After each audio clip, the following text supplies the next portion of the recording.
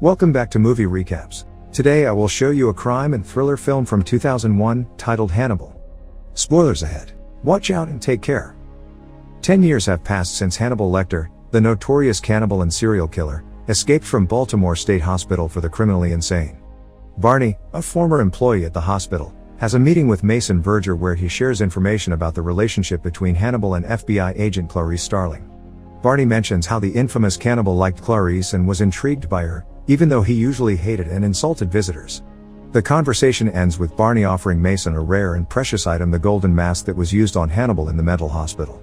Verger is Hannibal's only surviving victim and has a dark obsession with him, so he doesn't hold back and immediately orders his private physician, Dr. Cordell, to write a check of $250,000 for the mask.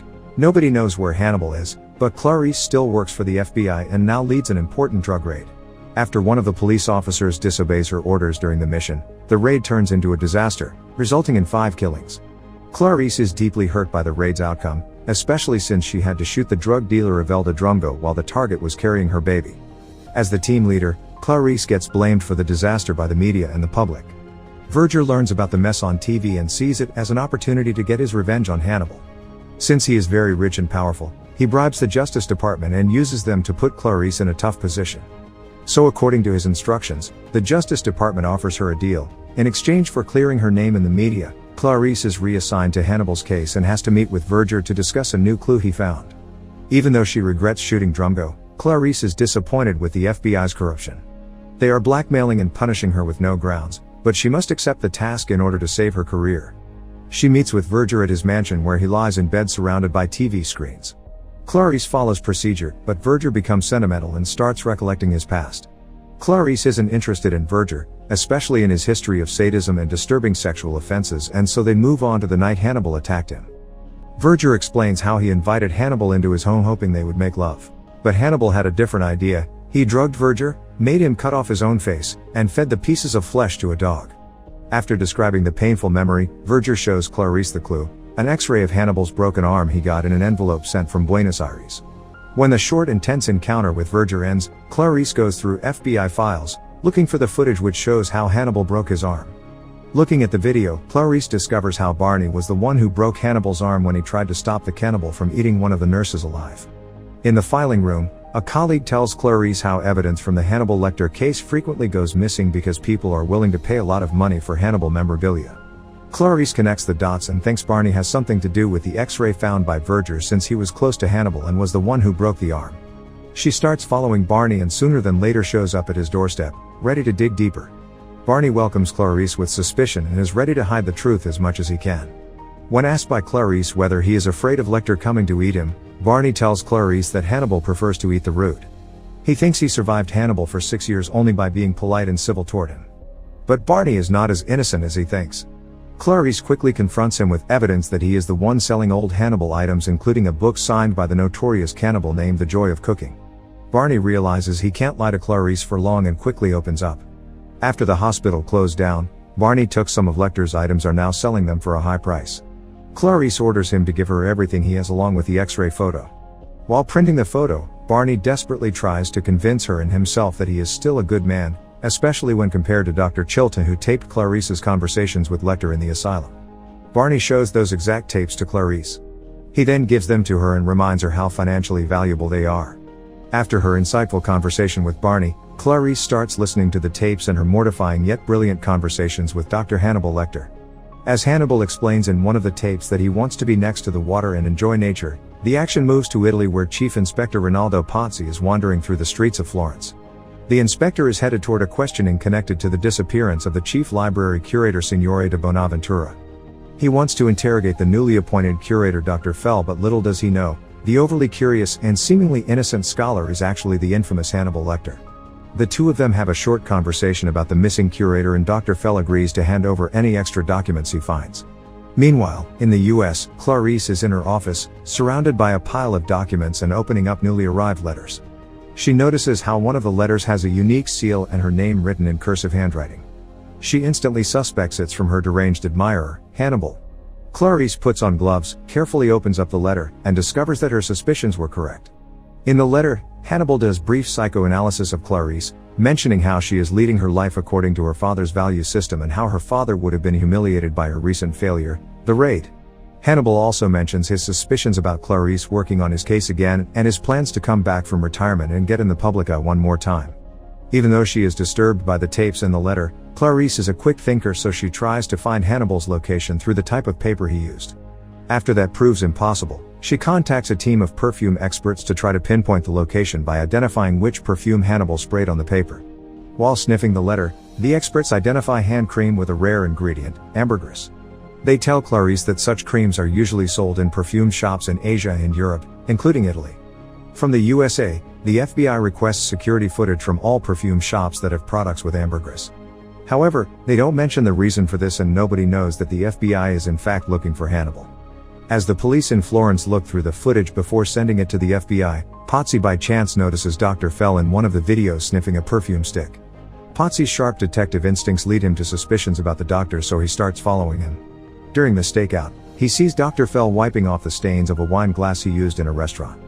This confirms his doubts, so, at home, Potsy checks the top 10 most wanted FBI list and finds Dr. Fell by the name of none other than Hannibal Lecter. Potsy does a quick internet search and discovers an anonymous site offering a $3 million reward for information about the whereabouts of Lecter. He is tempted by the prize and decides to try to capture the killer on his own. Clarice is also doing research. She is listening to one of the tapes when Paul Krendler, a corrupt assistant attorney general who works for the Justice Department, walks into the evidence room. He sees all the horrifying pictures of Hannibal's murders, but the thing that catches his eye the most is one of the killer's drawings, a naked woman. Unaware that Clarice is in the room, he peeps at the picture and laughs. Clarice reveals her presence and scares Krendler. She then proceeds to explain how Hannibal chooses his victims. She tells Krendler that Hannibal either kills people who annoy him or those he thinks damage society. Krendler ignores the important information and only wants to remind Clarice that she should do her job more efficiently unless she wants the Justice Department to ruin her career. He says a lot of misogynistic comments and tries to put Clarice down while trying to persuade her to sleep with him at the same time. Not long after, Clarice is talking to Agent Benetti from the Florence police on the phone, telling him how she still hasn't received security footage from the perfume shops in Florence. Benetti is confused since he knows he found the footage, but what both of them don't know is that Potsy has already started to disrupt the investigation for his financial benefit. But what Potsy didn't know was that the process of getting the reward for information about Lecter is much more complicated than he initially thought. He learns he needs to provide a fingerprint from Hannibal before he can receive the money. Potsy decides to visit Hannibal, foolishly thinking he can outsmart the genius and psychotic doctor. Lecter, disguised as Dr. Fell, welcomes the detective with documents for the other case, the disappearance of Signore de Bonaventure. During their conversation, it becomes obvious that Hannibal suspects Potsy knows his true identity. Hannibal starts playing his famous mind games and mentions the detective's ancestors, reminding him that 500 years ago one of them was hanged at the public square for murder. Potsy soon realizes that it won't be easy taking this killer's fingerprints. That's why after his morbid visit to Hannibal's residence, he creates a clever plan. Potsy hires a thief and puts a shiny silver bracelet on his wrist. The idea is for the thief to pretend to steal something from Hannibal. The detective suspects Hannibal will grab the thief by the wrist to stop him from stealing and leave his fingerprints on the bracelet in the process.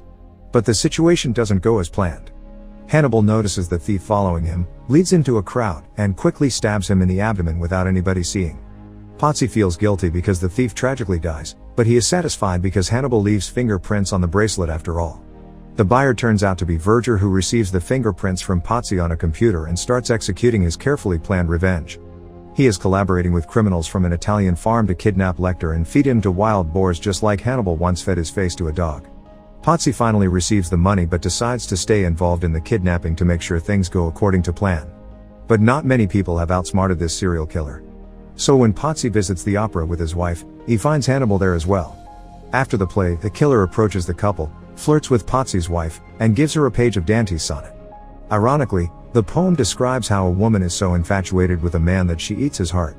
Potsy takes this as a slight warning and wants to get Hannibal out of his life as soon as possible. He doesn't think Hannibal is onto him though, but soon finds out that Clarice is. By checking who logged into the FBI's most wanted list, Clarice discovers that Potsy logged in multiple times from his home address and read all the data on Hannibal. Soon after, she receives the security footage from Florence and identifies Hannibal in one of the videos. Considering the missing files from Florence and Potsy's login data in the FBI, she calls the Florentine detective to learn more about his actions. When the detective denies ever hearing of Hannibal, Clarice realizes his plan. She knows that he wants to sell the information to Verger and begs Potsy to stop, warning him how dangerous Hannibal can be. Potsy ignores Clarice's warnings and heads to a university lecture held by Hannibal on the topic of Dante's Inferno. There, with the help of Verger's assistance, he hopes to kidnap the serial killer and finish the whole ordeal. When the lecture ends, Potsy calls the assistants who are waiting outside, but Hannibal chloroforms him and ties him up. Potsy wakes up when Hannibal is putting a rope around his neck. The killer threatens to eat Potsy's wife if the detective refuses to answer questions. Hannibal asks whether Verger is involved and Potsy answers yes with blinking. Suddenly, a phone call interrupts the questioning. It's Clarice, desperately trying to persuade Potsy to avoid Hannibal. Surprisingly to her, Hannibal answers the phone and leaves Clarice in shock. The cannibal is kind to Clarice but hangs Potsy out of the same window his ancestor hung 500 years ago. Hannibal wants Potsy to look like the medieval description of Judas, so he cuts the victim's stomach so that his bowels can hang from his body. Soon after, Clarice watches the tape of Potsy's hanging and sees how Hannibal is waving at the camera. Verger watches it at his home too, trying to think of a different plan to capture and punish his nemesis. He knows Clarice is Hannibal's weakness and decides to set her up as bait again. He bribes Krendler with $500,000 and wants him to falsely accuse Clarice of withholding a love letter sent by Hannibal. Their plan is successful. Clarice gets suspended and thrown off the case. Starling knows Krendler is collaborating with Verger and that they both faked the letter. She shares her suspicions with her boss but gets ignored and sent home. Verger thinks this injustice will draw out Hannibal, who is excited by seeing Clarice in distress. Verger is spot on about Hannibal, as we soon see the serial killer in the USA entering Krendler's home, buying cutlery, and stealing equipment from a hospital. Hannibal also visits Clarice while she is sleeping and leaves a cutout picture of her head on top of a seductive photograph from a Gucci magazine. When she wakes up and notices the photo, she instantly gets a call from the serial killer, giving her instructions that lead to his location. Clarice is suspended but has a strong sense of duty, so she can't say no to an opportunity for catching the mad cannibal and putting him in custody. However, her plan goes astray. When she arrives at the location, Union Station in downtown DC, Clarice notices two men following her. Turns out Verger knew Hannibal would contact Clarice and instructed his men to follow her. Clarice and Hannibal play a game of cat and mouse while she tries to find and capture him. When Hannibal leaves the station, Verger's men spot Lecter and immediately taser and kidnap him. Clarice knows that Verger is behind the kidnapping, so she asks her boss to search the millionaire's mansion. Lecter is nowhere to be found because Verger predicted the police search, so he kept him in a van until the police left the mansion. As soon as the officers leave, Verger's men bring stranded Hannibal to the property. In the meantime, Clarice decides to face the entire situation on her own and breaks into Verger's mansion. Inside, the millionaire proudly circles the cannibal while hinting at the type of revenge he is planning. With an evil grin, Verger says to Hannibal, "You wish you fed the rest of me to the dogs," after which Hannibal cold-heartedly replies, "No, I much prefer you the way you are." While Verger's men are leaving strained Hannibal in an empty pig pen surrounded by hungry boars, Clarice enters and shoots some of the men. As she tries to free Hannibal, one of the kidnappers shoots her. Hannibal manages to cut the ropes himself and saves wounded Clarice. As he brings her out of the barn, Verger orders Dr. Cordell to shoot Hannibal. But the manipulative and intelligent serial killer gives Cordell another idea. He tells him to push Verger into the pit and that he's ready to take the blame. Without a second thought, Cordell leaves Verger to the mercy of the hungry boars, and Hannibal escapes with Clarice in his hands. Probably according to plan, Hannibal goes to Krendler's lake house and drugs the attorney. Later, Clarice wakes up in the bedroom, wearing a black evening dress. Her gunshot wound has been sealed, but she is still feeling dizzy and disoriented because Hannibal gave her morphine. She uses all her strength to scout the location, call the police, and find an object she can use as a weapon. The police tell her they will arrive in 10 minutes and advise her to leave, but she grabs a pair of handcuffs and a snowball and slowly starts walking downstairs. There, she sees Hannibal preparing dinner for half-conscious Krendler. The attorney is wearing a baseball cap and is acting like a child. Hannibal greets Clarice but charmingly tells her to put down the snowball. She sits at the table close to Krendler and notices how his head is bleeding beneath the cap. As Krendler becomes ruder toward Clarice, Hannibal questions her about her loyalty to an institution that despises her. During their conversation, Hannibal takes out Krendler's cap, and we see a large scar around the top of his skull. The serial killer removes the top skull, revealing a large portion of Krendler's brain. The attorney is still speaking half present, slowly shutting down like a broken machine. Hannibal continues to explain how the brain doesn't feel pain while removing and frying parts of Krendler's prefrontal lobe. Then, he feeds those pieces to Krendler. Clarice is disgusted and begs the deranged cannibal to stop. Lecter asks Clarice to let him go and give him his freedom. He goes to the kitchen with half-conscious Krendler to leave Clarice time to think. But she takes a candlestick and tries to attack him in the kitchen. Hannibal stops her and throws her against a refrigerator, trapping her ponytail in the door and ripping out the handle. He asks her whether she will beg him to stop if he starts eating her. With a minimal expression, Clarice tells him she will never do that. He kisses her, and she uses the opportunity to handcuff their wrists together. The police are coming, so Hannibal has no other choice but to cut Clarice's hand. Instead, he cuts his own and leaves the premises. Clarice starts running to the nearby lake to check if Hannibal climbed on a boat. The police arrive, but there's no trace of the killer. In the final scene, we see Hannibal on an airplane. He opens up a box filled with all kinds of food, figs, caviar, grapes, and last but not least, parts of Krendler's brain. A child sitting next to the killer asks questions about the food and wants to try the brain, not knowing what it actually is. Hannibal is reluctant at first but then gives the kid a bite, remembering how his mother told him that it's important to try new things. Make sure to subscribe and turn on notifications so you can watch more videos like this. Thanks for watching.